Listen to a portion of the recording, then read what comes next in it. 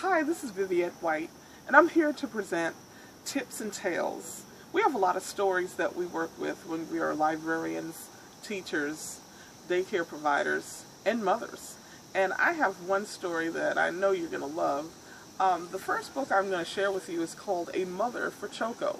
I like reading this to our preschool groups that come to the library. They enjoy it, especially the parents, because it has a very strong meaning of parenting and what it means to children. A Mother for Choco is by Kaiko Casca. Choco was a little bird who lived all alone. He wished he had a mother. But who could his mother be? One day, he set off to find her. First, Choco met Mrs. Giraffe. "Oh, Mrs. Giraffe," he cried, "you are yellow just like me. Are you my mother?" "Oh, I'm sorry," sighed Mrs. Giraffe, "but I don't have wings like you." Next, Choco met Mrs. Penguin. "Oh, Mrs. Penguin," he cried, "you have wings just like me. Are you my mother?" "Oh, I'm sorry," sighed Mrs. Penguin, "but I don't have big round cheeks like you." Then Choco met Mrs. Walrus. "Oh, Mrs. Walrus," he cried, "you have big round cheeks just like me. Are you my mother?" "Now look," grumped Mrs. Walrus, "I don't have striped feet like you, so don't bother me." No matter where Choco searched, he couldn't find his mother, who looked just like him. When Choco saw Mrs. Bear picking apples, he knew she couldn't be his mother. Mrs. Bear didn't look like him at all. Choco was so sad. He started to cry. "Mommy, Mommy, I need a mommy." Mrs. Bear came running to see what was wrong. As she listened to Choco's story, she sighed. "Oh dear, if you had a mommy, what would she do?" "Oh, I'm sure she would hold me," sobbed Choco. "Like this?" asked Mrs. Bear, and held Choco very tight. "Yes, and I'm sure she would kiss me," said Choco. "Like this?" asked Mrs. Bear, and she lifted Choco up high and gave him a big kiss.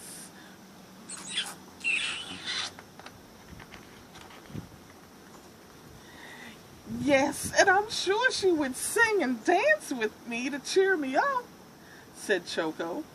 "Like this?" asked Mrs. Bear, and they sang and danced together. And when they stopped to rest, Mrs. Bear turned to Choco and said, "Choco, maybe I could be your mother." "You?" Choco said. "But you aren't yellow, and you don't have wings, or big round cheeks, or striped feet like me." "Oh, my goodness," said Mrs. Bear. "That would make me look so funny." Choco thought it was funny, too. "Well," said Mrs. Bear, "my other children are waiting for me at home. Why don't you join us for some apple pie?" Apple pie sounded wonderful to Choco, so off they went. When they arrived, Mrs. Bear's other children rushed out to greet her. "Choco," said Mrs. Bear, "meet Hippie, Allie, and Piggy. I am their mother, too." The sweet smell of apple pie, it surrounded the entire house, and the sound of laughter filled Mrs. Bear's home. After their delicious treat, Mrs. Bear gave all her children a big, warm hug, and Choco was very happy that his new mommy looked just the way she did. This is the sweetest little book, and I love presenting this for Mother's Day as well. It's a very special story. Well, I have another story to share with you. This is called the Pout Pout Fish, and I like to discuss with children, especially in grade school, kindergarten, first and second grade, that we all have feelings and emotions, and we talk about feelings and emotions with this book. I try to tell them, how do you look when you pout? Do you look happy or do you look sad? And the word pout, it's not used a lot, but a lot of the children, when they see me go like this, and they see the cover of this book, they understand pout pout is not a good feeling. So this is the Pout Pout Fish, and this is by Deborah Deason. A wonderful, wonderful story. Deep in the water where the fish hang out lives a glum, gloomy swimmer with an ever-present pout.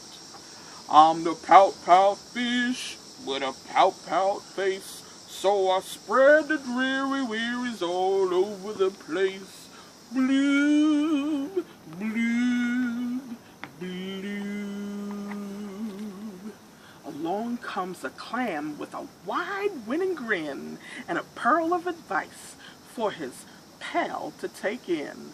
Hey, Mr. Fish, with your crosstown frown, don't you think it's time to turn it upside down? Says the Pout Pout Fish to his friend. Nice thought, Miss Clam. I hear what you're saying, but it's just not who I am. I'm a Pout Pout Fish with a pout pout face, so I spread the dreary wearies all over the place.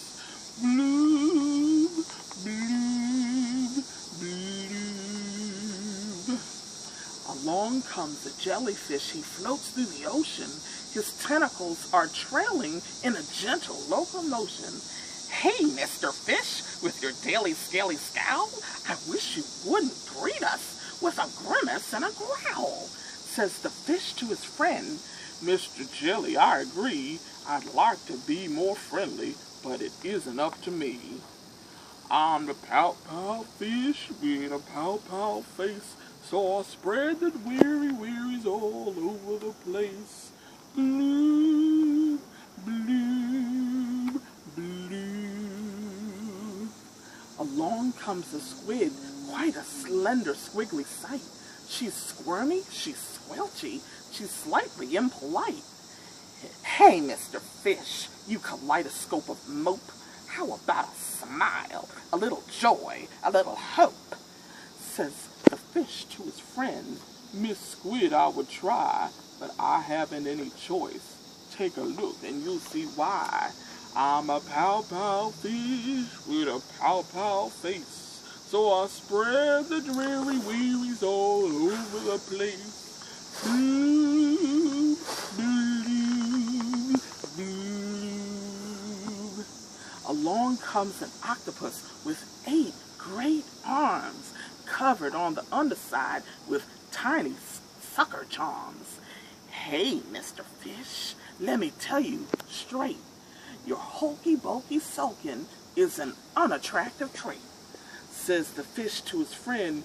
Mr. 8, my chum, with a mouth like mine, I'm destined to be glum. I'm a Pout Pout Fish with a pout pout face, so I spread the dreary wearies all over the place. Bloom, bloom, bloom. Now along comes a fish in a silent silver shimmer. The gang has never seen before this bright and brilliant swimmer. She approaches Mr. Fish, but instead of saying hey, she plants a kiss upon his pout, and then she swims away. Mr. Fish is most astounded. Mr. Fish is just aghast. He is stone-faced like a statue, and then he blinks and speaks at last. My friends, says Mr. Fish, I should have known it all along. I thought that I was pouty, but it turns out I was wrong. I'm a kiss-kiss fish with a kiss-kiss face for spreading cheesy cherries all over the place. So while I'll smooch, smooch, smooch, smooch, smooch, mwah! Oh, the kids just love this story. They love singing along. I love any book that I could sing along to. And there's some great adjectives in this book, especially for the older kids to learn their vocabulary, explaining different types of words and terms to use with describing a character in a book. Well, the last story I'm going to share with you is a great story by Eric Litwin. And this story is called Pete the Cat and His White Shoes. Now, I know you've heard this story several times, but Pete the Cat has some nice white shoes. Well, Pete the Cat, he went out walking one day, and he had on his nice white shoes. And he was just walking along and singing his song. I love my white shoes. I love my white shoes. I love my white shoes. I love my white shoes. Oh no! Pete stepped in a pile of strawberries. What color are his shoes? Red? Oh no! But did Pete cry? Goodness no. Pete kept walking along and singing his song. I love my red shoes. I love my red shoes. I love my red shoes. I love my red shoes. Scrap! Oh no! Pete stepped in a pile of blueberries. What color are his shoes now? Blue? Did Pete cry? Goodness no. He just kept walking along and singing his song. I love my blue shoes. I love my blue shoes. I love my blue shoes. I love my blue shoes. Splat! Oh, Pete stepped in a pile of mud. What color are his shoes? Brown? Did Pete cry? Goodness no. He just kept walking along and singing his song. I love my brown shoes. I love my brown shoes. I love my brown shoes. I love my brown shoes. Splat! Oh, Pete stepped in a puddle of water. What color are they? Well, they're wet, of course. Did Pete cry? Goodness no. Pete just kept walking along and singing his song.